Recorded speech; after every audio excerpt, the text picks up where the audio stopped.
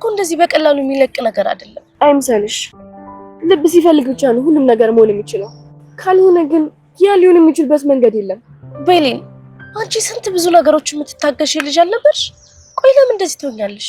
ታጋሽ ልብ እኮ ያቆረጠለት ከባድ ነው ቹኛ። እኔ አምነንን የራሴ ለማድረግ እየሞከርኩ ነው፣ ግን ደግሞ አልሆነም። ቤሊን አንቺን ለማናደድ በዙሪያው ላሉ ሰዎች እድል ትሰጫቸዋለሽ ማለት ነው? አዎ እሱም እኮ ከኔ በፊት እድል ሰጥቷቸዋል። ታዲያ የኔ እድል መስጠት ይገርማል። አዎ የመጀመሪያው ጥበብ እኮ ራስን ማወቅ ነው አይደል? አንተ ልጅ እውነት ብልህና አዋቂ ነህ። እንግዲህ እኔ ሜርሲ ይባላለሁ፣ የአምነን አክስት ነኝ። አንተም የሞርዚና ልጅ ብትሆንም አክስቴ ብለህ መጥራት ትችላለህ። እሺ አክስቴ ቀጥይ። እኔ አክስትህ የዚህን ቤት ትልቁን ሚና እጫወታለሁ። እውነት እልሃለሁ የሁሉንም ባህሪ ነኝ የቻልኩት። ራሴ ላይ መስራት በጣም ያስደስተኛል። ከሁሉም ደግሞ የተሻለ ነው የማስበው። ያንቺ በቂ ነው። እስኪ ደግሞ ስለሌሎቹ ንገሪኝ። ዛራ ሰራተኛችን ናት። አብዛኛውን ጊዜ ኪችን እንደምታሳልፈው አልፎ አልፎ ከኔ ጋር የማያግባቡ ነገሮች አሏትኝ። አንዳንዴ ደግሞ የሆነ የምትጠቀማቸው ቋንቋዎች አሉ። በዛ ላይ ሙዚየም እንደተቀመጠ መጽሐፍ ታሪክ መናገር ትወዳለች። እሺ ሞርዚና ወይ በሞትኩት እናትክን ላማልህ ነበር። ደስ ይለኛል ብታሚልኝ። ማለቴ ማወቅ እፈልጋለሁ ስለሷ። ወልዳ አሳድጋ እስካሁን ስለሷ አላውቅም እያልክ ነው? አይ እንደዛ ማለቴ ሳይሆን ለረጅም ጊዜ ተገናኝተን አናውቅም እና እዚህ ቤት ደግሞ ምን አይነት ሰው እንደሆነች ማወቅ እፈልጋለሁ። እዚህ ቤት ሳይሆን እዛኛ የተቃጠለው ቤት እጅጉን እብድ ነበረች። በታመመች ሰዓት እኔም እሷን ለማዳን በጣም ለፍቻለሁ። በዚህ አጋጣሚ ስላረግሽላት ነገር ሁሉ እናመሰግናለን። ያው እኔ ሁልጊዜ ስራዬ ነው፣ ልፋቴ ደግሞ ምን አልቀረም። እንደዚህ ሆና ስላየዋት ደስተኛ ነኝ። ነገር ግን አሁንም በደንብ የተሻላት አይመስለኝም። ለምን እንደዛ አልሽ? አንዳንዴ ትቀባጥራለች። ማን ያውቃል? አሁን ስለኔ መታ ራሱ መጥፎ ነገር ልትነግር ትችላለች። ስላንቺ ደግሞ ለኔ መታ ምን ልትነግረኝ ትችላለች? ያው ህመምተኛ ስለሆነች የምትናገረውን አታውቅም። አንተም እንድትረዳ ትፈልጋለሁ። በተለይ ደግሞ ስለኔ ሲሆን ይብስባታል።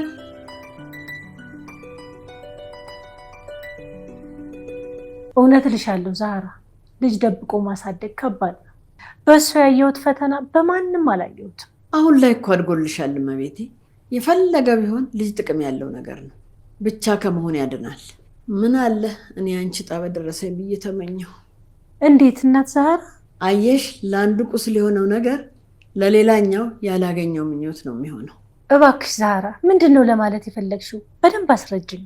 እመቤቴ፣ እስካሁን ደብዛውን ያላገኘሁት የጠፋችብኝ ልጅ አለች።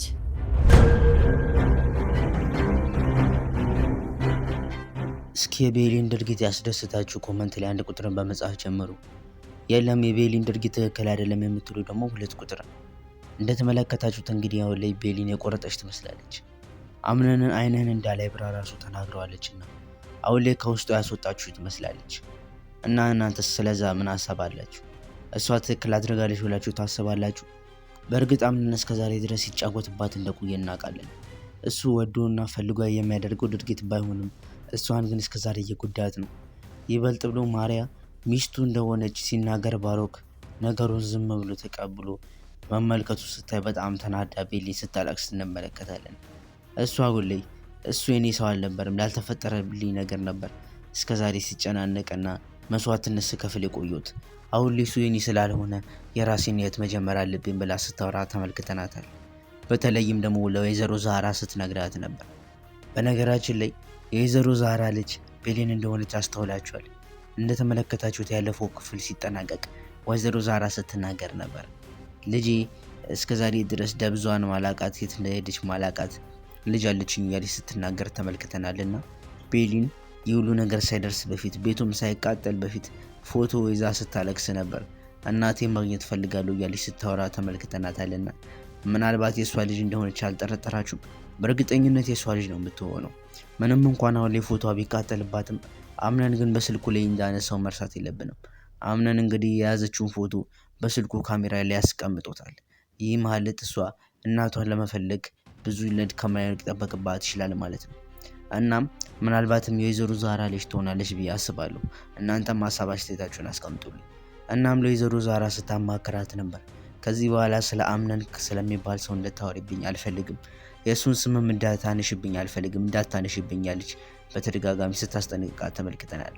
ያለበለዚያ ይህን ቤት ጥዬ ነው የምወጣው ስትል ምን ማለት ነው? እኔ እናትሽን ጥለሽ ወዴት ነው የምትሄጂው ልጅ እያለች በተደጋጋሚ ስታጽናናት ነበር። እናም ቤሊንም አይ እንደዛ ማለት እኮ ፈልጌ አይደለም፣ ግን በቃ ስለሱ እንድታነሽብኝ አልፈልግም። ከዚህ በኋላ እኔ ከእሱ ጋር ምንም ቢሆን የምደራደርበትና ከእሱ ጋር የምጨቃጨቅበት ጊዜ የለኝም፣ የራሴን ህይወት መጀመር ፈልጋለሁ ብሏል። ባሮክ እሷ ላይ አይኑን የጣል ይመስላል። እና ከእሱ ጋር እንዲሆን ትፈልጋላችሁ? እኔ እንኳን አምነን እንደዚህ ያሰቃያት ከምትቀመጥ ምናልባት ከባሮክ ጋር ብትሆን ቀንቶል የመምጣት እድል ይኖሯል ብዬ አስባለሁ። እሱ ካልመጣ እሷ ከምታፈቅረው ሰው ጋር ከሚወዳት ሰው ጋር ብትሆንና ዋጋዋን ከሚረዳላት ሰው ጋር ብትሆን ይሻላል ብዬ አስባለሁ። እንደሚታወቀው እስከዛሬ ድረስ ጄሪ ነበረች ቤሊንን እንዳይቀበላት እያደረገች የነበረችው። ነገር ግን አሁን ማሪያ ከመጣች በኋላና ጄሪን ከቤቱ ካባረራት በኋላ እሷ የሱ ህይወት ውስጥ ምንም አይነት ቦታ እያገኘች እንዳልሆነ እየተመለከተ እንገኛለን። ምንም አይነት ትክክለኛ ነገር እያደረገላት አይደለም። አብረው ሆነው ምን እያየናቸው አይደለም። ሚስቱም ሊያደርጋት እየታገለ እንደሆነ አልተመለከትም። ከዛም ይበልጥ ደግሞ ጄሪ እሷን በገፈተረችና በጣለቻት አሁን መቶ እሷ ላይ እየጮህባት እንደሆነ ተመልክተናል። ይባስ ብሎ በጥፊ መቷታልና እሷ ምን እንዳጠፋች ራሱ ግራ እስኪገባ ድረስ ነው እሷ ላይ እየበረታባት ያለው። ይህ ደግሞ የእሱ ጥፋት ነው ብዬ አስባለሁ። ምክንያቱም እሷ ምንም ያደረገችውን ድርጊት እየተመለከትኩ ወይም ደግሞ እያየሁኝ አይደለም እና እናንተ ሀሳብ አስተያየታችሁን አስቀምጡልኝ። ምን ይመስላችኋል? በሌላ በኩል ደግሞ እንደምንመለከተው ሜርሲ ነገሮችን እያባባሰች እየቀጠለች ነበርና አሁን ላይ ሰዓታትና ቀናት ቆይታ ስትመጣ ከቤሊን ጋር በር ላይ ተገናኝታ አንዳንድ ነገሮችን ያወራሉ። እንዴት ነው ናፈኳችሁ አይደል እኔ እዚህ ቤት ባሉንኩበት ጊዜ ብላ እሷ ስትናገራት አረ ብላ ሳቀችና አንቺ እኮ አንዳንዴ ታስቂኛለሽ ብላ ቤሊን ትመልስላታለች። የዚህ ሰዓት ምን ያስቅሻል? ደግሞ ምን ተፈጠረ? እስኪ እኔም መቼም እዚህ ቤት ባልነበርኩበት ጊዜ ብዙ ነገር ይፈጠራል ብዬ አስባለሁ እና ውስጥ እየነገረኝ ነው። ምን አዲስ የተፈጠረ ነገር አለ ብላ ትጠይቃታለች። የዚህ ሰዓት ላይም ቤሊን አንድ ነገር ተፈጥሯል፣ የወይዘሮ ሞርዚና ልጅ መጥቷል እና እሱ መታወቅ አለብሽ ትላታለች። ሞርዚና ልጅ አላት እንዴ ስትላት እኛንም ሁላችንም የሚያስደነግጠን ዜና ነው፣ እስከዛሬ ለማንም አልተናገረችም ነበርና አሁን እስኪ ገብተሽ አናግሪው ሰላም በይው ብላት እሷ ትሄዳለች። እዚህ ሰዓት ላይ ሜርሲ ነገር እየበላች ነበር ሄደችው እና እንዳገኘችውም ትተዋወቀዋለች። ሰላም እንዴት ነህ ብላ ስለ ሁሉም ነገር ታናግረዋለች። ሞርዚናንም እንኳን ደስ ያለች ልበላት ብላ ስትነሳ እንዳንቺ ወንድሜ አምነን ራሱ አልተደሰተም ብሎ ይስቃል። በሌላ በኩል እንደምንመለከተው ቤሊንና ቺኒያ አብረው ሲያወሩ ነበርና ቺኒያ እሷን ለማሳመን የተቻላትን ነገር በሙሉ እየጣረች ነው የምትገኘው። እንደዚህ የሚያደርግ ሰው እንዳልሆነ አውቃለሁ፣ አምነን ተረጋጊና ውሳኔሽን በእርጋታ እንድትወስኝ ይሻልሻል፣ ያለበለዚያ በኋላ የሚያስቆጭ ነገር ሊያጋጥምሽ ይችላል ብላ በተደጋጋሚ ስትነግራት ነበር። ነገር ግን ቤሊን ታጋሽ ልብ ነው ያለኝ እኮ ትላታለች። ቹኒያማ ታጋሽ ልብ ነው ያለሽ፣ ግን ምን ሆነሽ ታዲያ እንደዚህ የምትቾኩኝ ስትላት ታጋሽ ልብ ያለው ሰው እኮ በስተመጨረሻ ይቆርጣል፣ ያኔ ደግሞ ይቆረጠለት አለቻት። ነገሩን ስንመለከተው እውነት ነው። ብዙ ጊዜ የሚታገስ ሰውና ምንም ያልተጎዳ የሚያስመስል ሰው እስከዛሬ ነገሮች ቤሊንም አሁን ውሳኔ እየወሰነችበት ያለችው መንገድ ስንመለከት እንግዲህ ትክክል ናት ብለን እናስባለን። ምክንያቱም እስከዛሬ ድረስ ሁሉም ሲያዛትና ሲናገራት የነበረው ለቤት ሰራተኛ ነውና እሷ ደግሞ የቤት ሰራተኛ እንዳልሆነች የሚታወቅ ነገር ነው። ሲፈንም እዚህ ቆይታለች። ሲፈን በነበረችበት ጊዜ አንድም ጊዜ እንደዚህ እንትን ሲል ሁሉም ጫና ሲያበዛባት አልተመለከትንም። አሁን ቤሊ ላይ እየበረቱባት ነው እና የዚህ ሰዓት ውሳኔ ማወሰኗ በጣም ደስ የሚል ነገር ነው። አምነንና ማርያም ጠርተው ሲያናግሯት ነበር። ሁኔታቸው ግን በእርግጥ በሰው ቦታውን ስንመለከት እውነትም የፍቅረኛ ማቾች የሆነ የባልና ሚስት አይነት ሁኔታ እያሳዩ ያሉት። ምክንያቱም ለሁለት ጠርተው ውሳኔ ሲወስኑ ሲያናግሯት ስንመለከት እውነትም ባልና ሚስት የሚመስሉት እነሱ ናቸውና ጠርተው ያናግሯታል። ለምንድነው ባሮክን ትተሽ አንቺ ቤትሽ ክፍልሽ እየተቀመጥሽ ያለሽ ይሏታል። በዚህ ሰዓት እሷ ከኔ ጋር የሚያገናኘው ነገር የለም፣ በመምጣቱ ደስተኛ ነኝ፣ ግን እኔ እሱን የማጫወት ግዴታ የለብኝም ብላ ትመልስላቸዋለች። እነሱንም ከዛ ጨረሳችሁ ስትል አይ አልጨረስኩም ስትል እኔ ግን ጨርሻለሁ ብላ ቦታውንና አካባቢውን ጥላ ስትሄድ እንመለከታለን። እና ይህ ውሳኔ ወሳኝነቷ ተቆጪነቷና የምታደርጋቸው ነገሮች በሙሉ ትክክል ነው ብዬ አስባለሁ። ምክንያቱም እንደዚህ ራሷን ካላስከበረች እና ራሷን እንትን ካላለች በስተቀር ሁሉም ሰው ሚንቃት ሰው ትሆናለች ብዬ አስባለሁ። እና አሁን ራሷን ለማስከበር እየጣረችው ያለችው ነገር በጣም ደስ የሚል ነገር ነው ብዬ አስባለሁ። እናንተም ሀሳብ አስተያየታችሁን አስቀምጡልኝ እንደተናገርኩት። በሌላ በኩል ደግሞ እንደምንመለከተው ከሆነ እናት ሴማና ወይዘሮ ማርያ አብረው ሲያወሩ ነበር። እናት ሴማ ሁሌ እየደገፈቻት ትገኛለች። ማርያም በነገራችን ላይ ባሮክ በጣም ነው ያስደሰተኝ። የአምነን ሚስት ብሎ ሲናገር ቅድም በጣም አስደስቶኛል ስትላት፣ አዎ ጥሩ አድርጓል። ደግሞ አታስቢ፣ አንቺ ነሽ ይሄንን ቤት የምትቆጣጠረው፣ የቤቱ ልዕልት፣ የቤቷ ንግስት የምትሆኚው አንቺ ነሽ፣ አይዞሽ እያለች ስታጽናናትና ስትናገራት ተመልክተናል።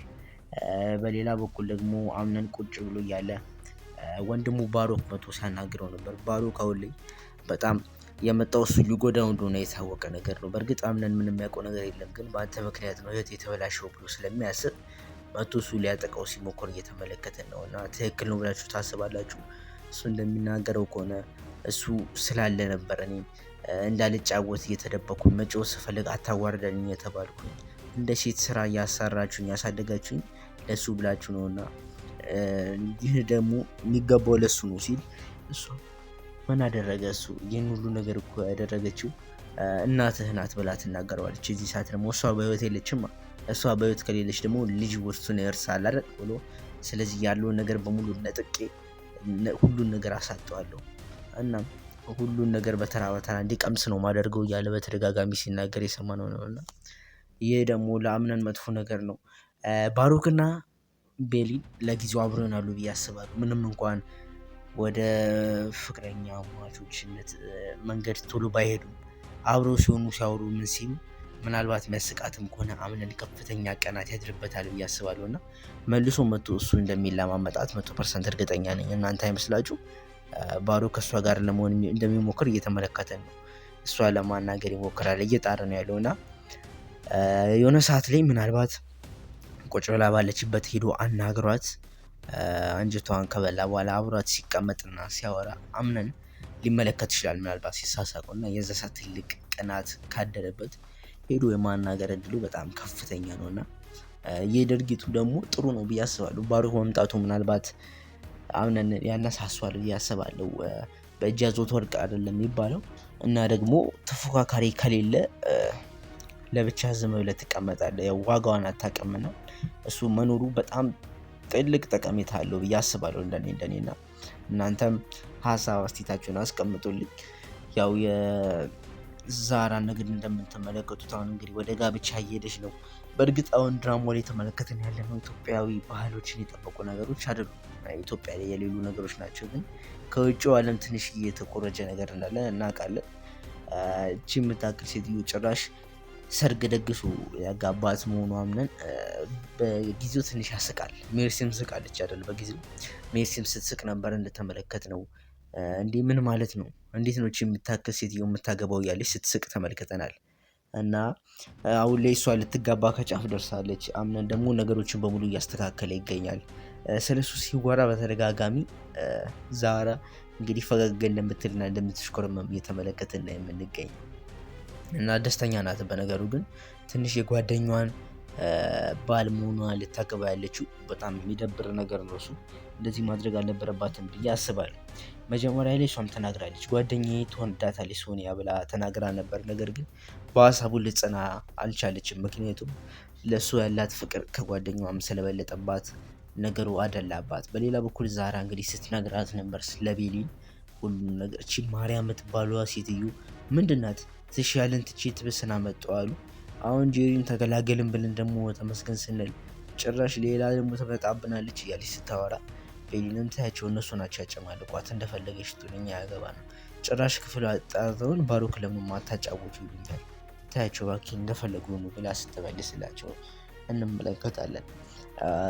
ወይዘሮ ዛራም ነገሩን ለማስረዳት ትሞክራለች። ተረጋግተሽ ወስኝ፣ አምነን እኮ አንቺን ይወድሻል ብላት ልታጽናናት ትሞክርም ልትረዳት አልቻለችም። እና ምናልባት እንዳየሽው ብላ ታሪክ ተጀመረታለች። አንድ ንጉስ እንዳለና ሁለት ቀኝ እጆች እንዳሉት፣ አንዱ እሱን ጥቅሙን አይቶ ሳይሆን ማንነቱን ፈልጎ እንደቀረበው፣ አንዱ ደግሞ ሀብቱና ዝናውን አይቶ ወደ እሱ ጋር እንደመጣ እያነጻጸረች ትነግራታለች።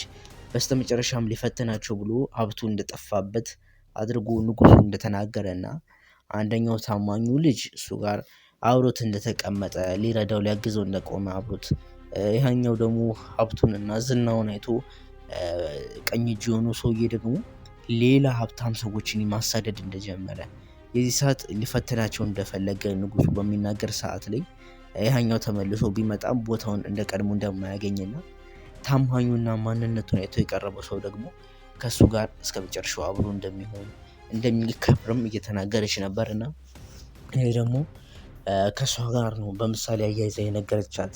አምነን ምንም እንኳን አሁን ጥሩ ሁኔታ ላይ ባይሆንና በብዙ ነገሮች ቢከበብም ምናልባት አንቺን ለመፈተን ይሆናል። እናም ከሱ ርቀሽ በኋላ ተመልሰሽ ብትመጪ ማታገኘው አይነት ሰው እንዳይሆንብሽ፣ ስለዚህ እሱ ስለሚወድሽ በኋላ ሊያስፈልግሽ ይችላል እና እንዳትርቂው፣ ይህንን ጊዜ አብረሽ ወለፊ እያለች በተደጋጋሚ ስትመክራት እየተመለከትን ነው። ቤሊን ይህንን ልትቀበለው አልቻለችም። ለማንኛውም በዚህ መንገድ ይህን ድራማ ሪካፕ አድርጌላችኋለሁ። ቀጣይ እስክንገናኝ እኔ እዚህ ጋር ሰናበታችሁ። መልካም ጊዜ ይሆንላችሁ። ቸር ሰንብቱ። ቻው